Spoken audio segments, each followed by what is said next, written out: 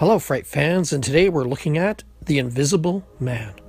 Some stories just stand the test of time, and The Invisible Man is one of those tales.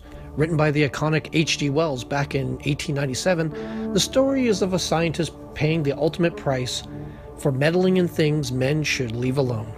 While Wells' classic tale has been retold countless times, the 1933 film directed by the legendary director James Whale and starring Claude Rains remains as the groundbreaking, most influential rendering. The Invisible Man is Dr. Jack Griffin, a scientist who's experimented on himself and now finds himself completely invisible to the naked eye.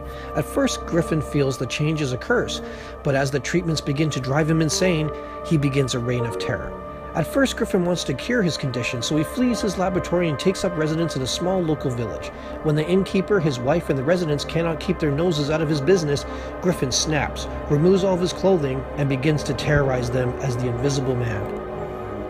Fleeing the village, Griffin threatens a colleague into becoming his unwilling accomplice, as he plans to commit unthinkable acts of terror and murder. While it can be a little campy here and there by today's standards, The Invisible Man is a classic for two reasons: its revolutionary special effects and the performance of Claude Rains.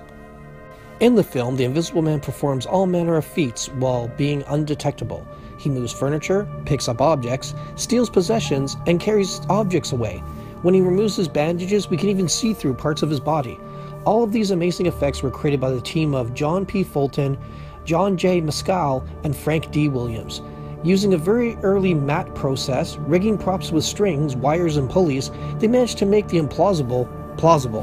The proof of how amazing their work truly was is, despite it being made in 1933, the effects are still as magical as they were back then.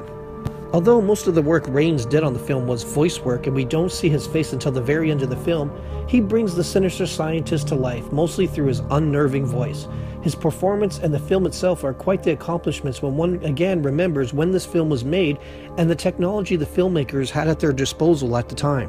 Despite not getting the fanfare that other Universal horror movies did over the years, The Invisible Man is a true marvel of technology and a showcase for the acting of Claude Rains. With 3 body bags, including a train full of hundreds of people, I give The Invisible Man 7.5 test tubes out of 10.